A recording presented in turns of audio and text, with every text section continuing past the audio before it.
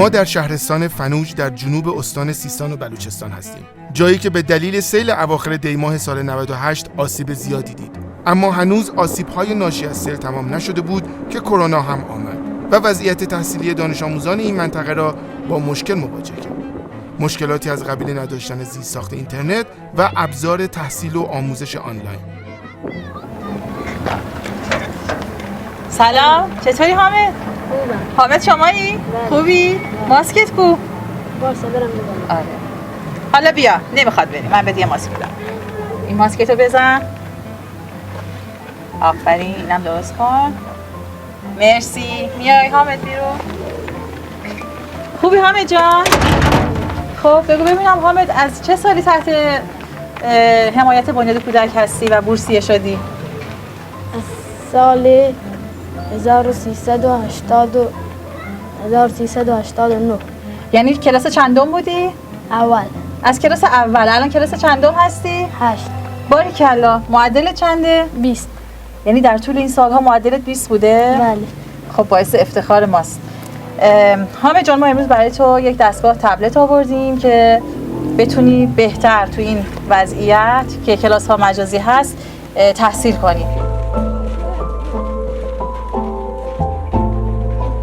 با توجه به سیل آخری که در این شهرستان رخ داد، کمک‌های شایانی جمع‌آوری شد توسط نیکوکاران و همیاران بنیاد کودک و اخیراً هم با شیوع ویروس کرونا متاسفانه تأثیر مخرب این بلایا بر روی دانش آموزان کم برخوردار بورسیه بنیاد کودک بیشتر محسوس شد. کرونا باعث شد تا مدرسه ها تعطیل شود و برای نخستین بار در کشور آموزش آنلاین از طریق اینترنت برگزار شود. سیل دی‌ماه 98 باعث شد تا کمک‌های زیادی از سوی همیاران و نیکوکاران بنیاد کودک تهیه شود. کمک‌هایی که حالا تبدیل به یک ابزار آموزشی برای کمک به دانش آموزان با استعداد کم برخورداری شده که بورسیه بنیاد کودک هستند. با این کمک‌هایی که جمع‌آوری شد، تبلت‌های خریداری شده و فاز اولش در شهرستان فنوج بین دانش آموزان با استعداد کم برخوردار توزیع شد. دانش آموزانی که علاوه بر کم برخورداری و ویروس کرونا متاسفانه سیل رو هم تجربه کردن و تحت تاثیر همه این عوامل قرار گرفته تحصیلشون. سلام مریم خانم از دانش آموزان بسیار بسیار ممتاز بورسیه بنیاد کودک هست که سالهاست تحت حمایت ماست و حالا از سیل هم تجربه کردن. حالا که فصل کرونا شده و کلاس‌ها به صورت مجازی و آنلاین هست، امیدواریم این هدیه کوچک باعث بشه که از تحصیل و تلاش باز نمانه. ان شاء الله مبارک باشه. سیل بیشترین آسیب خود را در این منطقه به روستاهای فنوج زد. روستاهایی که معمولاً جاده‌های دسترسی سخت و دشواری دارند. تحصیل در این روستاها سخت است و هر خللی در آموزش به سرعت منجر به ترک تحصیل می شود. دانش آموز بعدی ما مبین هست که ایشون هم بورسیه بنیاد کودک هست و سالهاست تحت پوشش از دانش آموزانی هست که معدلش همیشه معدل الف بوده در مدرسه و انشاءالله تداوم داشته باشه. حالا این هدیه کوچیکی تبلت که از طرف نیکوکاران و همیاران بنیاد براش ترتیب داده شده، امیدوارم که خودش هم اینجا اتفاقی افتاده. سلام امید، خوبی؟ شو. تعطیل شده مدرسه؟ بله. خوبی دیگه. آره. میتونیم بیان خونتون؟ بله. بفرمایید.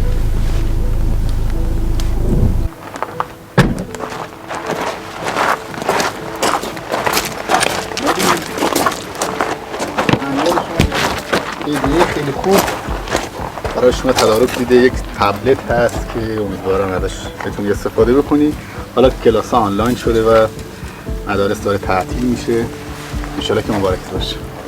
برخی از این روستاها با مشکل اینترنت مواجه هستند و این دانش آموزان برای آموزش آنلاین باید خودشان را به شهر برسانند.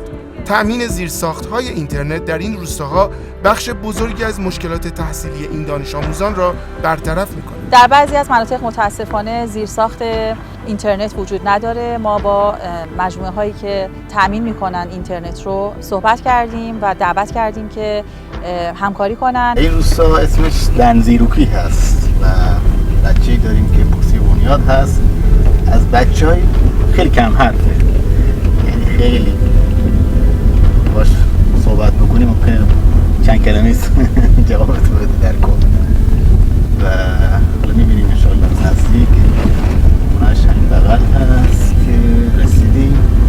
سلام مادر. آها ادامه؟ خونه هم همسایه ها دارم. آها خونه همسایه دارم. باشه بگو یه پس منتظرم. وقتی خونه همسایه میاد لباس آبی هست درسته؟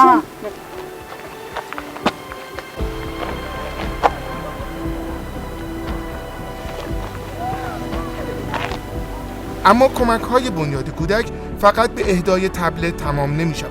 برخی از این کمک‌ها به کسانی شده که خانه‌هایشان در سیل آسیب دیده است. این روستا روستای زوار هست اسمش و حاشیه شهر فنوجه. تقریبا بالا دست رودخونه هست و مسیر خاکی کاملا. چند تا راه ورودی داشت که به سختی ما تونستیم یکی رو پیدا کنیم و رسیدیم خونه دانش آموز که قرار هست اینجا با همت همیاری که داره خونش بازساز بشه. تو سیل آسیب دیده. رسیدیم خونش ببینیم وضعیت خونش میشه. خونه ای که پشت سر ما میبینید پارسال در سیل آسیب دیده، سقفش مشکل داشت، آب ریزش میکرد و تقریبا اساس منزل رو تقریبا خراب کرده بود. امسال به همت نیکوکاران و همیاران بنیاد کودک قرار هست بازسازی بشه، مسالش خریداری شده و انشالله به زودی کار بازسازیش هم آغاز خواهد شد.